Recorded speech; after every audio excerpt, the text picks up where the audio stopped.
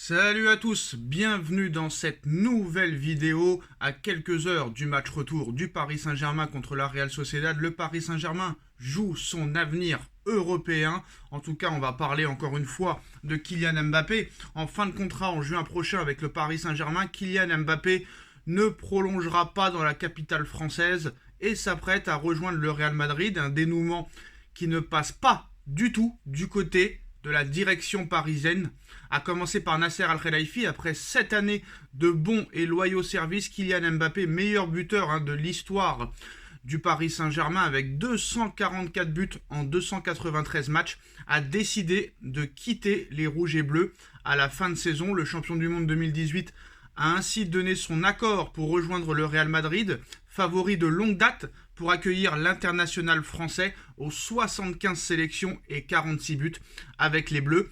À l'heure où la fracture entre Kylian Mbappé et le Paris Saint-Germain semble de plus en plus grande, cette issue ne passe clairement pas en haut lieu au niveau même de QSI et du Prince.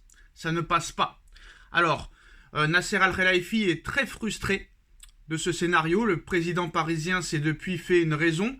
Qui plus est, face à la fermeté de son joueur, sûr de son choix. Pour autant, ce refus de Kylian Mbappé de prolonger au Paris Saint-Germain est aujourd'hui vécu comme un énorme échec du côté des dirigeants du Paris Saint-Germain. Dans cette optique, et à l'instar du bras de fer passé opposant les hautes sphères franciliennes à un certain, en 2019, on se rappelle, à un certain Adrien Rabiot, l'équipe précise de son côté que le boss du Paris Saint-Germain, Nasser Al-Khelaifi, et le prince Benhaman Al-Tamim ne digèrent pas le choix de sa star. Nasser Al-Khelaifi et le prince se sentent trahis par Kylian Mbappé. On ne dit pas non à Nasser Al-Khelaifi ou au Qatar ou à QSI ou au prince, explique à ce titre un connaisseur de l'émirat, avant de poursuivre.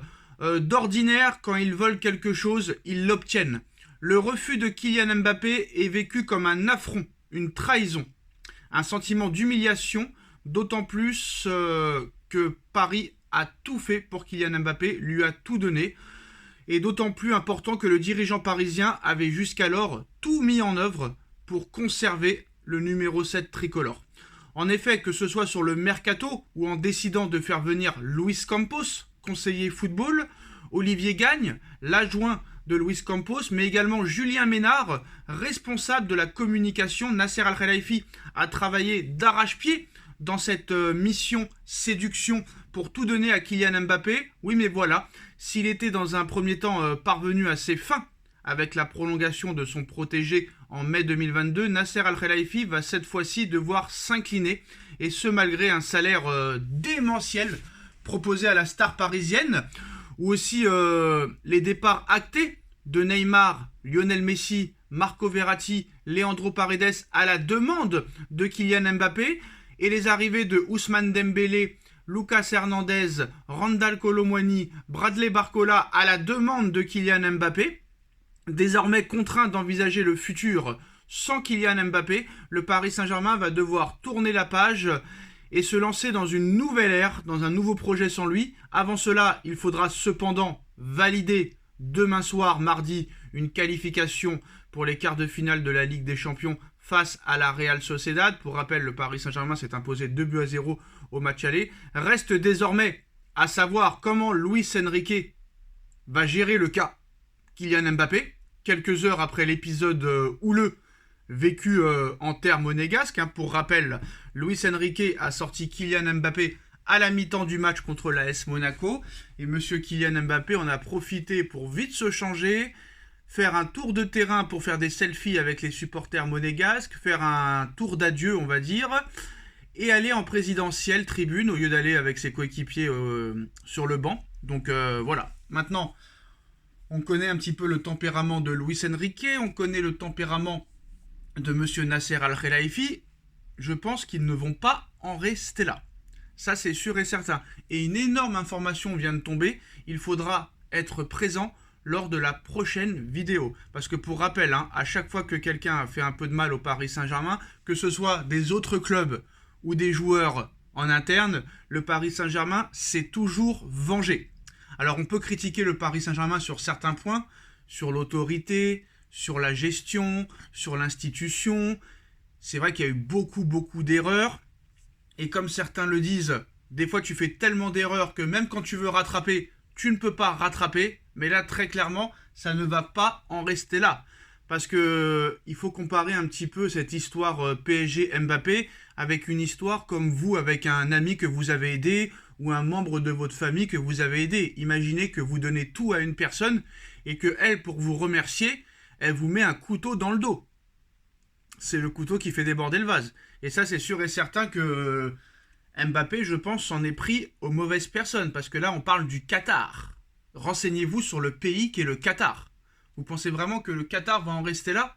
Et vous savez très bien que ce dîner avec Emmanuel Macron, président de la République, Nasser Al-Khelaifi, le président du Paris Saint-Germain, le prince Al Tamim, propriétaire du Paris Saint-Germain, plus Kylian Mbappé, lors de ce dîner la semaine dernière, n'était pas anodin. Et je pense que là, très clairement, il y a eu une proposition qui a été faite de la part des dirigeants parisiens, et avec le mépris qu'a Kylian Mbappé, parce que Kylian Mbappé, entre son clan et lui-même, je pense que ça devient le joueur le plus détestable et peut-être le sportif le plus détestable au monde. Parce que même des gens qui le défendaient commencent à le détester. Donc voilà, on n'a jamais vu un joueur se comporter comme ça. Que ce soit avec la presse, avec son club. Vous vous rendez compte? Vous vous rendez compte ce qu'a fait le Paris Saint-Germain pour lui? Lui donner un salaire de 72 millions d'euros par saison, de lui donner des primes de fidélité exorbitantes, de virer des joueurs comme Lionel Messi, Neymar Junior, Marco Verratti. Lionel Messi, le meilleur joueur de l'histoire du football. Marco Verratti qui était le chouchou du Parc des Princes. Neymar Junior quand même, malgré ses déboires hors terrain. Leandro Paredes, ils ont viré 4 joueurs pour Mbappé et ils ont fait venir 4 joueurs de l'équipe de France pour Mbappé. Ils se sont mis à genoux, à 4 pattes devant lui, et comme remerciement, Monsieur Mbappé décide de partir. Après, le Paris Saint-Germain a ses responsabilités. Je pense que quand ils l'ont prolongé, en fait, le Paris Saint-Germain a fait la même erreur qu'avec le Barça pour Ousmane Dembélé. Voilà, tu te dis que Paris a eu Ousmane Dembélé pour 50 millions d'euros, c'était presque cadeau. Après, moi, je pense que le Paris Saint-Germain pourrait se positionner sur Erling Haaland cet été, si vraiment cette clause de 100 millions d'euros existe. En tout cas, Nasser Al-Khelaifi et le Prince l'ont très mauvaise contre Kylian Mbappé. Donc, je pense que les prochaines heures vont être vraiment très intéressantes à suivre. Que fera Luis Enrique dans la gestion Kylian Mbappé? Comment Nasser et le Prince vont se venger de Kylian Mbappé? Réponse dans quelques heures dans une prochaine vidéo. On like, on partage, on commente, on s'abonne et on se retrouve très vite pour une nouvelle vidéo. Tchuss.